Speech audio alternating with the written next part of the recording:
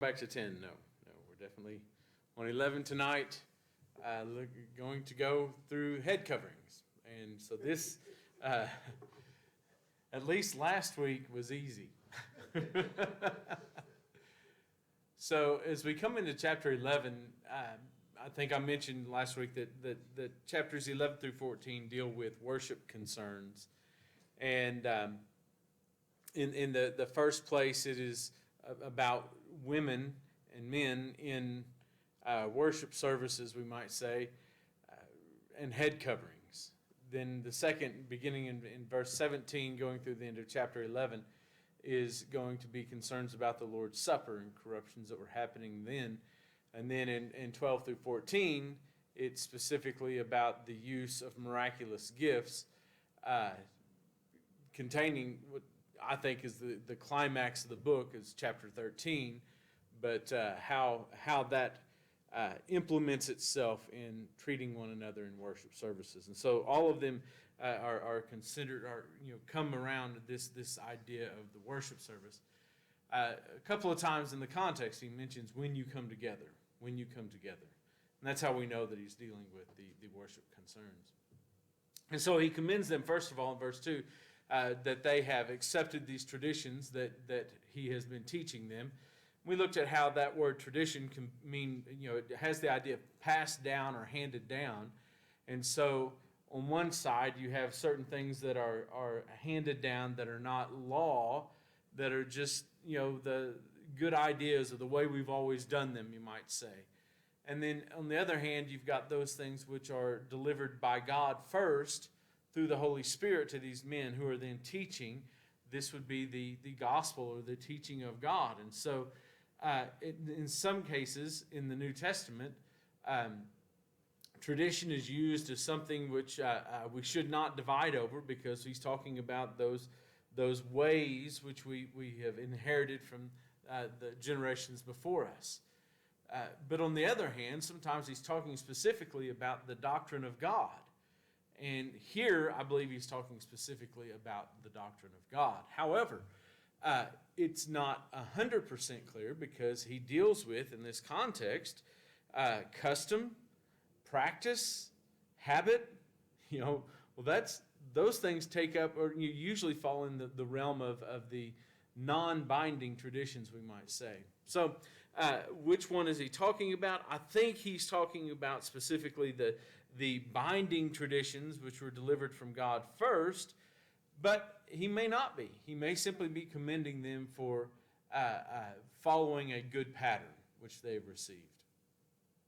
Now, lest you think that I'm mamby-pamby, I want you to know that my particular interpretation of that may not be yours, but I think as we go through here, we can see how he's dealing with it.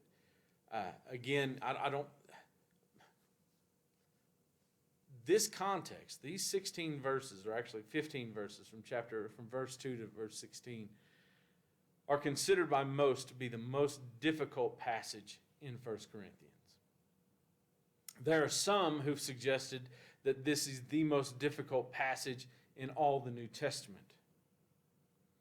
And then there are others who say, no, it's the most difficult passage in all of Scripture. So no one comes to this and says, oh, well, this is easy. It's simple, and everyone should understand it. We simply don't have that. Because it's simply not that way. As he gets into verse 3, he lays down a theological principle that is important for us to keep in mind, and that is that the head of every man is Christ, the head of the wife is her husband, and the head of Christ is God. And so you have this threefold pairing of headship.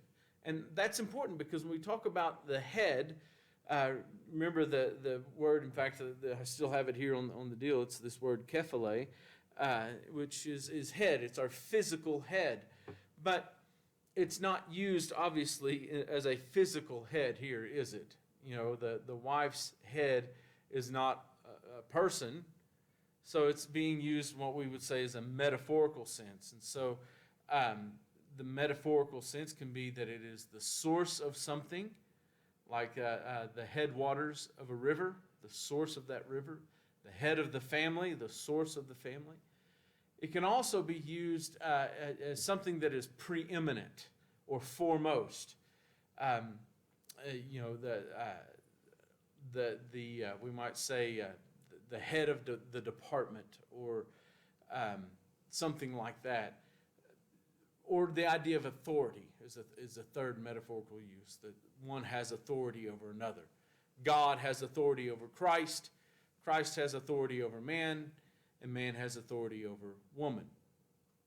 So that's there's some question about what that is, and that lends to exactly how is Paul using head in this verse?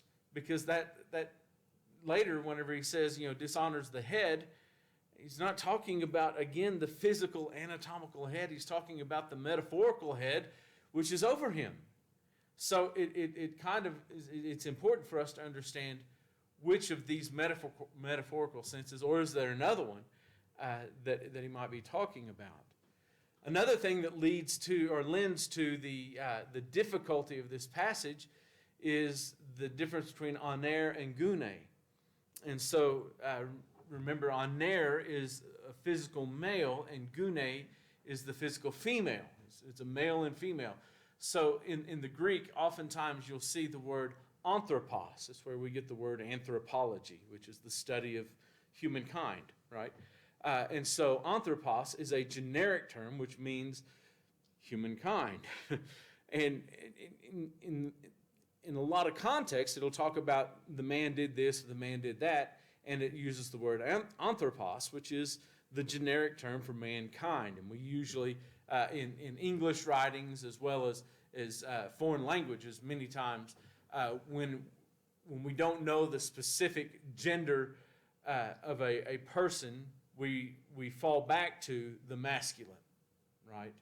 And so that's the idea of anthropos being translated as man or mankind. We call it the editorial masculine.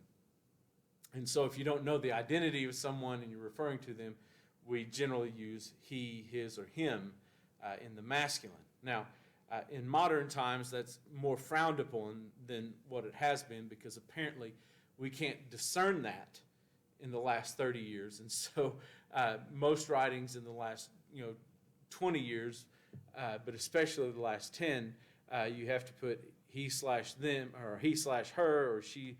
You have to put them both, he or her, or him or her, he or she, him or her. I'll get it right in a second. And then whenever you refer back to them, you have to use the plural pronoun them, because you can't go back and say he or her every time. So we revert to using the ungrammatical and shockingly ungrammatical plural them or they when we're talking about one person. It's frustrating. It's frustrating because we've moved away from that, because we can no longer make that discernment in our mind. And we talk about the dumbing down of the American education. That's just one example of it. I know that's not really the whole point of this lesson, but so anthropos is mankind. It's generic. It doesn't necessarily mean the male or the female. It just means humanity at large. In the Greek, though, there is one that specifically means male, aner, or andros. And then there's one that specifically means female, which is gune, or gunakos, or gunake. So it's interesting because here he uses the gender-specific terms, but they are also the terms for husband and wife. So here's a question. When he talks about in this context that the head of a wife is her husband, as the ESV translates, it literally says the head of a woman is a man. And it's very generic in its statement. So the question is Paul meaning that every woman has as her head, as her source, a male over her? So some have translated this or interpreted this to say, well, when she's young, it's her father that has authority over her, and when she is older, it is her her husband, and when she gets married. Is that what Paul is saying? Or is it, as the ESV translates here, that the head of the wife is her husband? I tend to think that it's probably wife-husband relationship. I certainly don't expect that all the men in this auditorium have headship over my wife because she's a woman. I think she has me to be her head because she is my wife. But that, you can see where that lends to some of the misunderstanding of the context, not knowing exactly, is he talking about the relationship of husband-wife or of man and woman. So he lays down this principle of headship. Let me just say one more other thing about source. I tend to think that he's talking about the source. In other words, all things are created by Christ, John chapter 1, including mankind. Hence, the source of mankind is Jesus Christ. When we go back in creation history, and of course he's going to refer to this a little bit later in the context, the woman was taken out of man's side, remember? And so he became the source for the woman. The head of the woman is the man. The source of the woman is man. But then we run into a little bit of trouble whenever we get to the source of Christ is God. Because that seems to indicate that Jesus is somehow created, or that he did not exist at one time and then God became his source. Now we've got an issue with that because when we talk about the deity of Christ, we talk about often his eternality, that he's always been, right? In the beginning was the Word, and the Word was with God, and the Word was God, right? And so you have this imperfect was, meaning always had been. So at the moment of creation, Christ always had been, or the Word always had been. There was never a time in the universe's history in which Christ did not exist. It's part of what makes him divine. So, in what sense could we say that God is the source of Christ? Hugo? Well, I think that kind of refers to Jesus in physical. Okay. I think that's the answer. The incarnation of Jesus, this second person of the Godhead is incarnated in the life of Jesus. Now, if we want to be technical and say, well, we don't think it's source, we think it's authority. And in that sense, Christ has authority over man. Man has authority, or the man has authority over his wife. And God has authority over the Son. That does take away a lot of the issue because, 1 Corinthians 15, he'll get into later, Jesus took on this subordinate role to the Father. And, I believe he still has that subordinate role. And so the Father, God, has authority over Christ in that sense. But we run into another problem here because does Christ have no authority over the woman? Is his authority only over the man?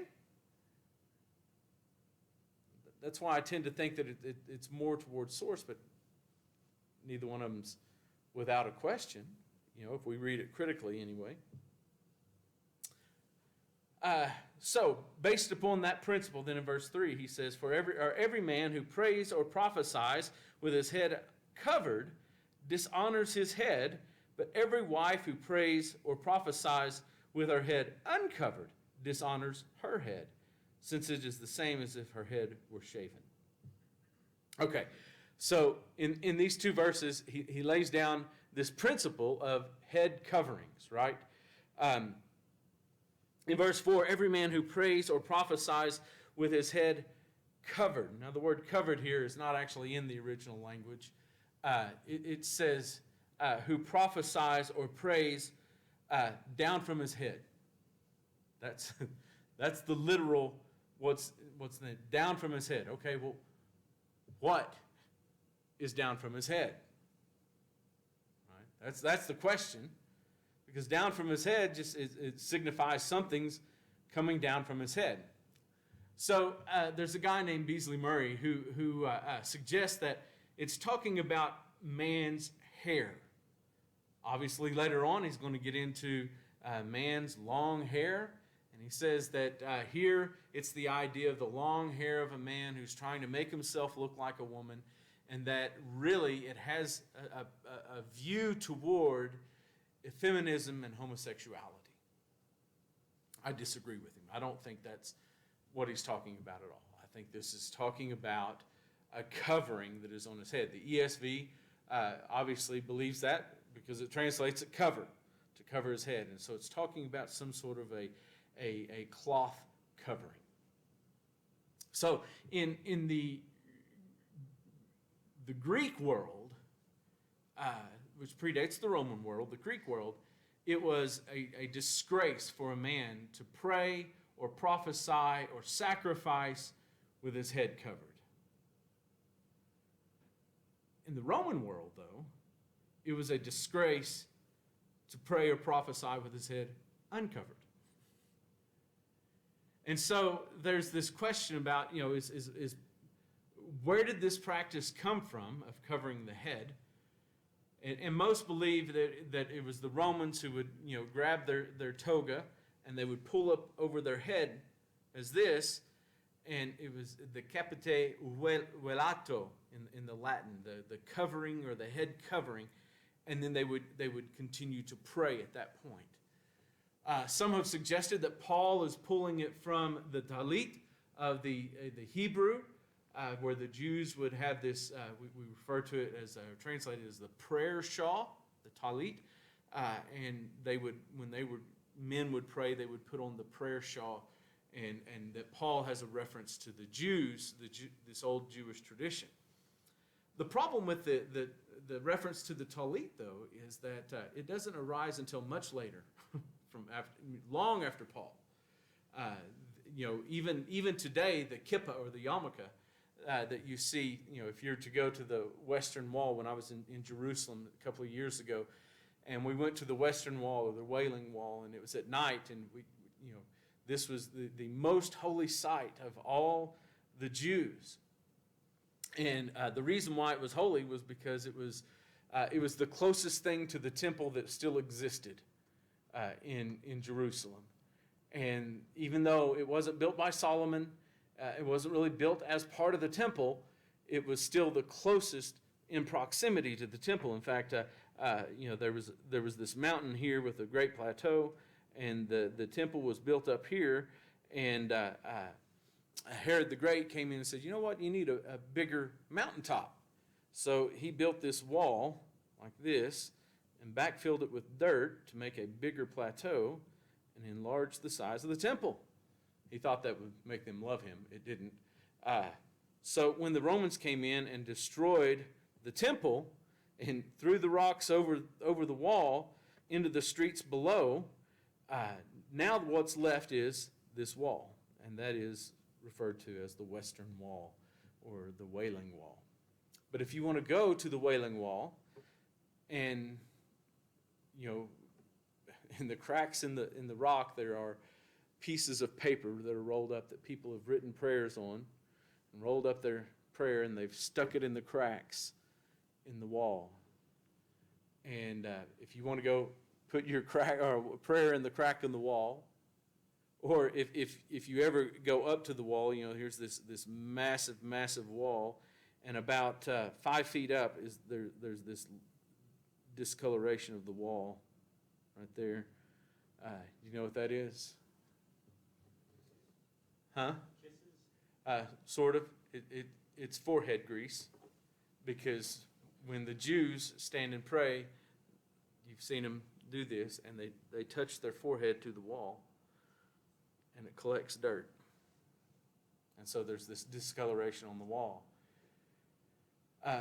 If you as a Christian want to go to that wall, they don't have a problem with that, but you do have to wear a head covering as a male. You have to wear a head covering. But those traditions come far after Paul, so it's doubtful that Paul is making reference to a future tradition among the Jews. So that kind of leaves us with the Roman culture that, as they would, in their moments of prayer and service to their false gods, they would cover their head over. And Paul comes in and he says, now men, don't cover your head. And the reason is, I think, because it makes them look like the pagans. Paula? In the tabernacle, when the priests were praying, Mm-hmm. didn't they had, the really descriptive garb? And Yes. Did they have? Yes, there was a mitre that the high priest wore. Yes. But not all priests wore it. And so it was something specific for the high priest. And so, yes, Exodus 28 or 9, somewhere around in there is where you have the garments. So are you saying only the high priest wore the mitre? I believe so, yeah. I didn't look that up. And so with Jesus as our high priest, we don't need the head covering. That's a good point. With Jesus as our high priest, we don't need the head covering. And maybe that's what he has in view here. I think in this context, so some people, commentators come in and say, well, verse 4, there really wasn't a problem with men, worshiping with their head covering. That was just the foil for which he could get into the woman issues of prophesying with their head uncovered. In fact, Gordon Fee in his commentary talks about that. Joseph Fitzmyer in his commentary believes that. I mean, that's a very common view is that in verse 4 there really wasn't a problem with men praying or worshiping with their head covered because there wasn't a lot of evidence. However, Richard Oster from the church actually has an article in I think I wrote it down here. So it is the New Testament Studies is the journal from 1988, in which he shows that it was a very prominent Roman custom that when they worshiped, they covered their heads. So, those commentaries said, well, there was no evidence that men covered their head, and they would also say the Jewish prayer shawl was much too late for Paul to have that in consideration. Therefore, Paul's just using this as a hypothetical foil to what he's going to say about the women. Oster, though, says, no. There was a practice, a common Roman practice. The ones that say that there was no practice, they quote the Greeks. Well, what's the problem with quoting Greeks about the shame of praying with your head covered? They're in Corinth, which they're Romans. Now, Plutarch, who's a Greek writer during the Roman Empire, laments the uncouth nature of the Romans in Corinth, but it's because he thinks they should be Greek.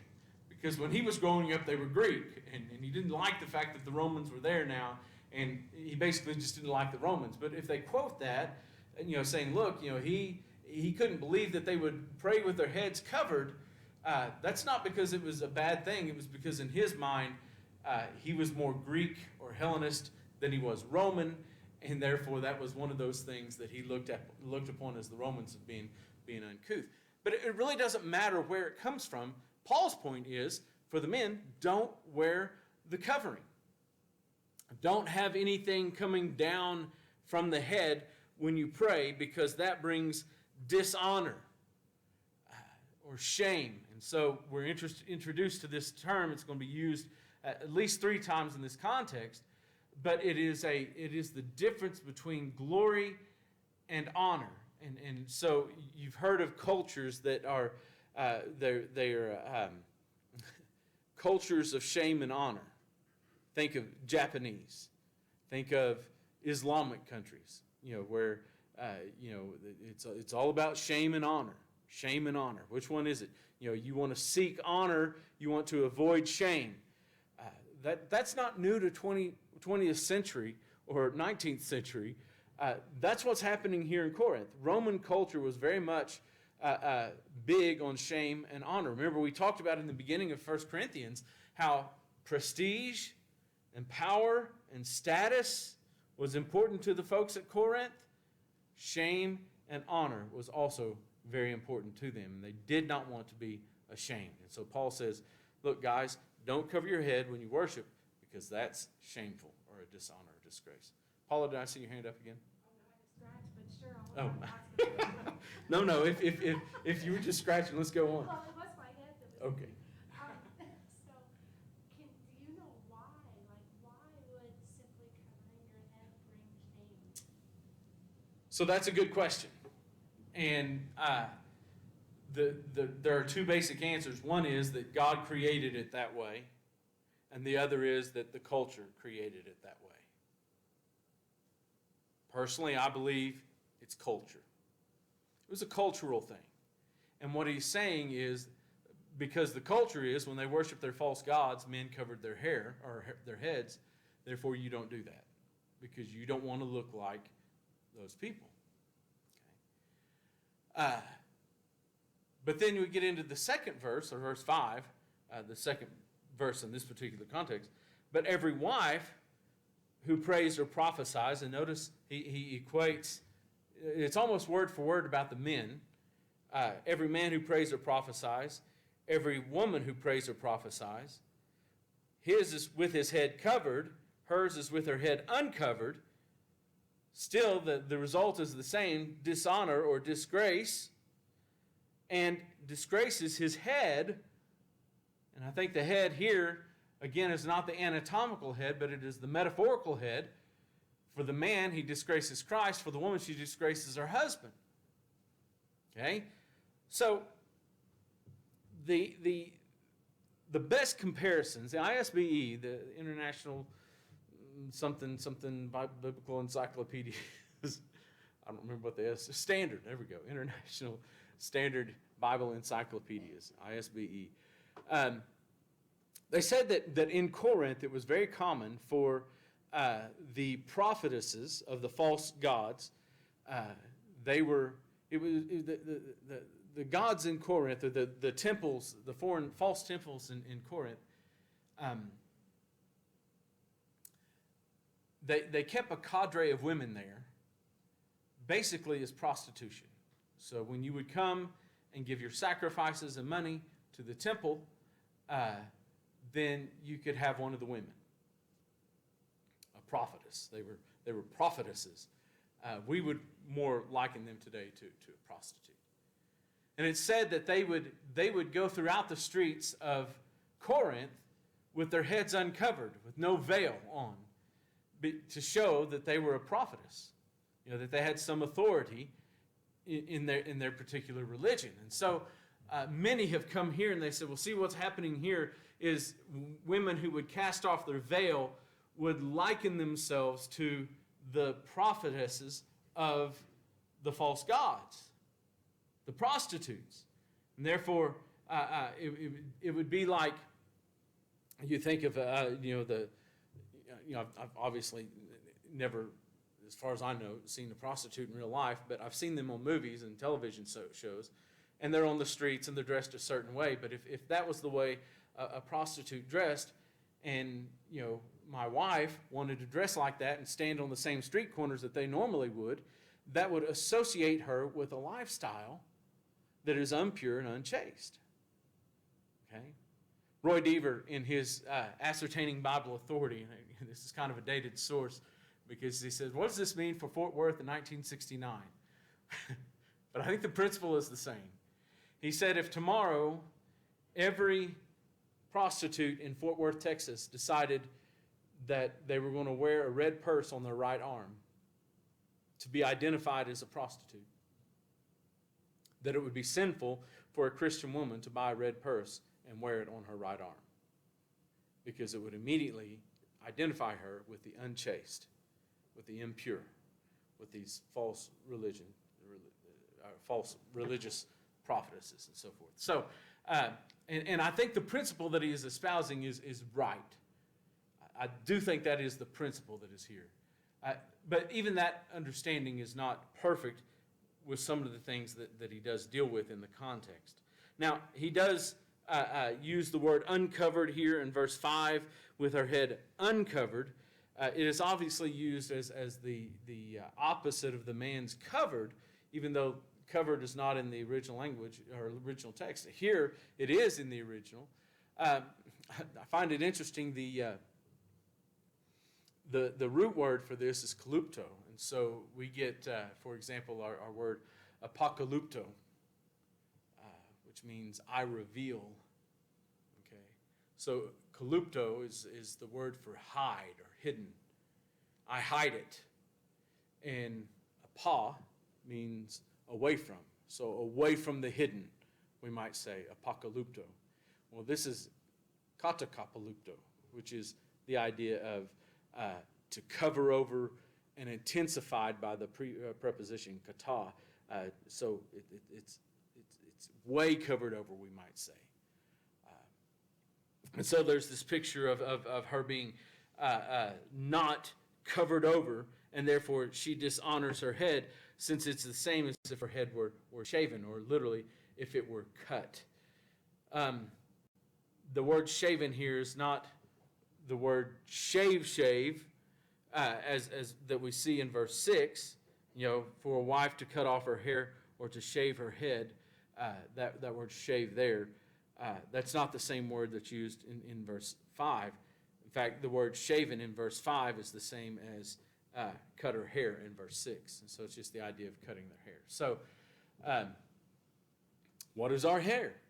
What's the deal here? Because there are those women who cut their hair,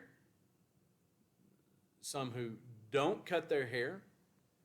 I don't remember how long ago it was that Julie and I visited a congregation one time in Oklahoma, and my brother and sister-in-law went with us, and she wore a bob haircut at the time. And one of the ladies, and she's not even a member of the church, but she went with us, kind of be nice to us or whatever. And one of the ladies in the congregation came up to her and said, "You must go where the cutters go." So we looked around, and sure enough, all the women in there had hair that, when they sat down, it hung over the back of the pew to the floor. Or they had it wound up in a tight bun or some, braided and somehow. But they did not cut their hair. And thankfully, we were there for, at a time of a gospel meeting. We were only there because we were in town, but they happened to be having a gospel meeting. And the preacher there, because my brother told the brethren there that I was a preacher, and because they only had one cup on the Lord's table, and because the women obviously don't cut their hair, and because the outside of the building was the same size as the inside of the building, because there were no classrooms, I guess the preacher took it upon himself to hit every anti-position you could imagine in that sermon, and he did.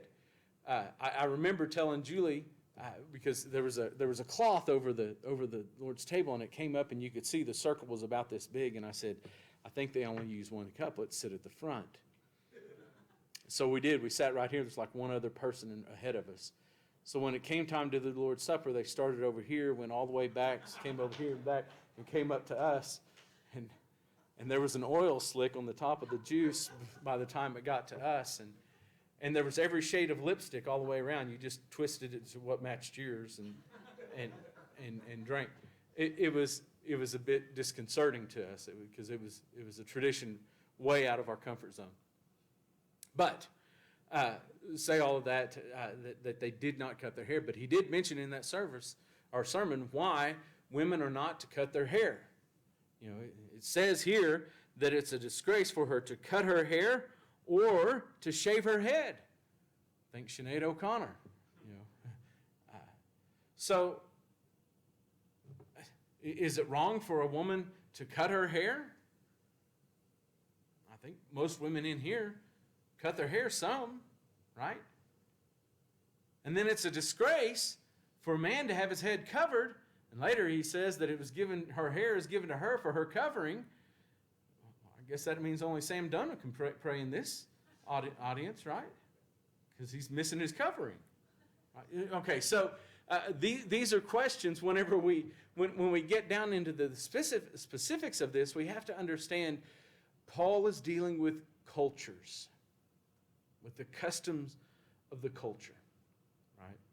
Paul? It might be a little bit of a stretch, but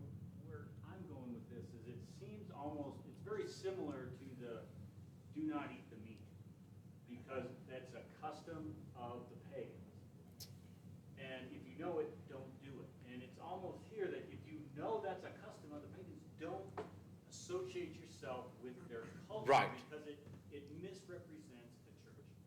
Okay, at the risk of going back into chapter 10 for just a second. I did not need to do that. So in chapter 10 and verse 33, just as I try to please everyone in everything I do, not seeking my own advantage, but that of the many, that they may be saved. I think you're exactly right. Now, he lays down that principle, be an imitator of me. What do you mean an imitator of me? In trying to meet people where they are, trying not to be overly offensive to people. To the Jew, I became the Jew. To one under the law, I became as under the law. To one outside the law, I became as one outside the law. The idea is that he was adapting. Now, how far does that go? Did he, in order to win those who are outside the law, start frequenting the temple with the prophet prostitutes? Did he start doing that? No.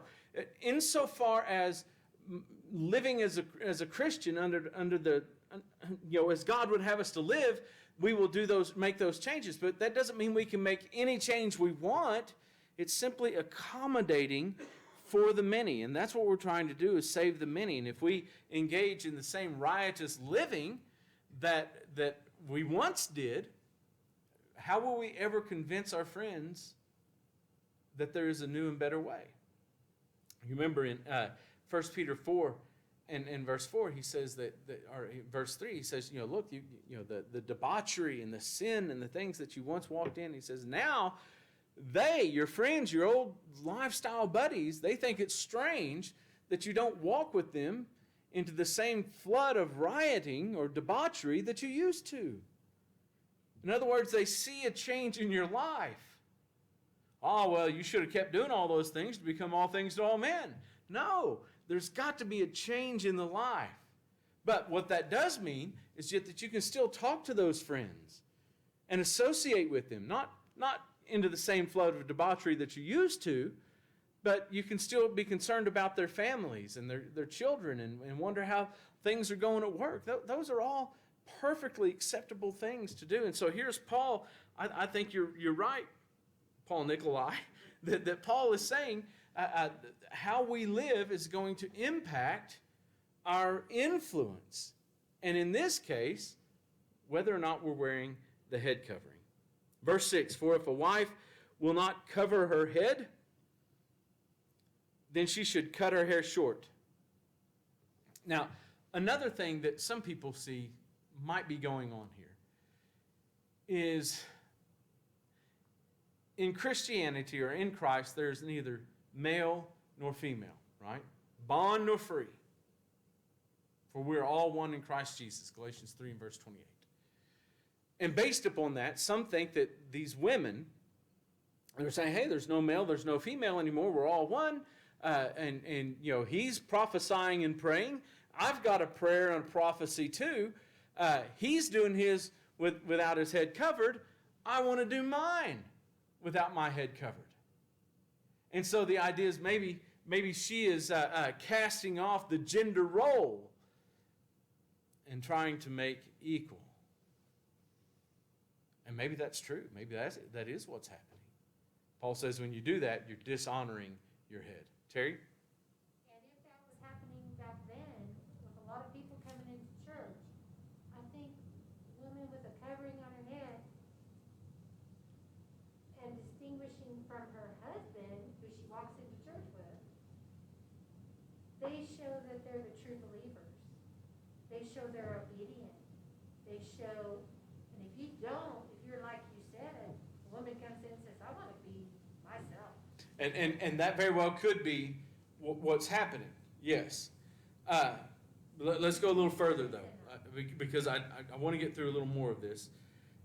So he says if she's not going to cover her head to show that she has authority over her, then let her cut her hair off or cut her hair or even shave it off to show that she has no authority. And he says, but that's a disgrace. Remember, disgrace, or shame and honor. That's a shame for her to do that, for her to cut her hair that way. So, in lieu of that, let her wear the head covering. For man was not made from woman, woman for man, or from man. Neither was man created for woman, but woman for man. And so he goes back to the created order And he suggests, that this somehow replicates that creative order or the idea of authority. That is why a wife ought to have a symbol of authority on her head, because of the angels. We won't even get into the phrase because of the angels. Suffice it to say, we have no clue what it means. Because of the angels. Angels can mean anything from a heavenly being, the seraphim or the cherubim, right? It can mean a theophany. It's used as a theophany of God in Genesis 18. It's used as human messengers. Remember, angelos simply means messenger. Because of the messengers. Heavenly messengers? Maybe. The fallen messengers, the fallen angels? Remember, there were those who left their position because of pride and fell. They're kept in darkness until the judgment. 2 Peter 2. So, is it these fallen angels? Maybe. Show authority because the fallen angels rejected authority. Maybe. Do it for the angels who are in authority to God. Okay? Do it for the angels because they are delivering the message of God. That's what you're trying to do. Prophesy and pray, delivering the message of God, but keep your head covered because of the angels. I don't know. I don't know which one it is. Any one of them has the same amount of support. It's simply this statement. That's all we have. And so the context doesn't demand one over the other, but for whatever reason, because of the angels, you need to have your head covered. Paul? Angels and messenger, angel is our version of what the word messenger was, correct? Yes. So the Greek word is angelos for singular angel, or angeloi for angels. Could it mean more like have a symbol of authority on our head because of the message that it sends? So there's another word that is used for the message that very similar. In fact, it's used in, where was I just reading? 1 John 1 talks about, that which we've seen, that which we've heard, that which we've touched with our hands, right? We proclaim to you, and the word proclaim there has the same root as angelos, but to mean the message, it is a different word. And I'd have to go look at it because I don't remember exactly what it is. Paula? So I can see that if you were, just like frankly, not even if you were a feminist, but if you were just a gal, because that verse 7 is a little off-putting. Okay. All right. So I think Paul knew that. Because look what he says in a little bit later. In verse 10, that is why a wife ought to have that symbol of authority over her head. Nevertheless, in the Lord, woman is not independent of man or man of woman. Man is not independent of woman. Man depends on woman. Just like woman depends on man. There is an interdependent relationship between man and woman that Paul gives us in verse 11. For a woman was made from a man, yes, but now what happens? So man is now born of a woman. So lest you think that the creative order makes man up here and woman down here, and they just go through life, everyone like this, what he's saying is man depends on woman as much as woman depends on man. There is no superior value of one over the other.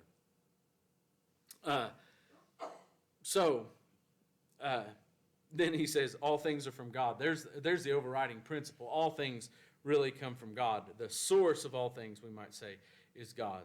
So judge for yourself whether it is proper for a wife to pray to God with her head uncovered. Is it proper? Proper according to what? According to the law of God? There's no indication that there's any law of God stated out there. And apparently this is something that was already going on because Paul is not giving the inception of head coverings, he's coming in and he's saying you're already wearing head coverings or not wearing head coverings. Let's regulate it. And the regulation or the regulating principle is going to be, I've become all things to all people. What can we do that is not offensive? What is proper? What is proper in your culture? A wife to pray to God with her head uncovered. Does not nature itself? That was the bell, wasn't it? Okay, so let me finish with just this quick thought real quick, and we'll probably go back over it again next week. But the woman's head covering demonstrates that she was concerned about submission to her husband. When you see a woman on a sidewalk and she's got a hat on her head, do you immediately think, she must be in submission to her husband? When you see her and she's not wearing anything on her head, do you think, there is a woman who is out of submission to her husband? No. Okay. When she wears the covering, in Paul's day, she respected the cultural custom, what was proper, what was habit, what was practice, and not want to be unnecessarily offensive. So if you see a woman without a hat, do you think, well, she's trying to tell everyone she doesn't care about them? That she's just going against culture. Is that what we see? No, we don't. In other words, if the culture demanded those things, we would certainly do it. And when you have Christian missionaries in predominantly Muslim countries, do you know what most Christian women wear in those countries? They will don the burqa. Just like, why? Because of the religious significance of it? No, because there's no reason to be offensive to someone before you even open your mouth about the gospel. Okay? I think that goes for all of these things. The hair cut or short or shaven, same thing. When I see a woman with shorter hair that's obviously been cut, I don't think, well, there's someone in defiance to God. I just don't think that, because that's not our culture. And, of course, he gets down to the very end of verse 16, if anyone's contentious on these things, we have no such practice, or some translations, customs. So it's obvious he's dealing with a cultural custom and not something that is necessary to be done. Now, okay, so that kind of puts us not at the end. We'll finish that paragraph next week and hopefully get into the discussion of the Lord's Supper. I do appreciate your attention tonight and the discussion. I know there's a lot of ambiguities here, and I think for us, one of the overarching principles is tolerance. Because there's going to be some disagreement on these things, and we just need to be able to be tolerant of one another. Let each live by his conscience in these things. All right?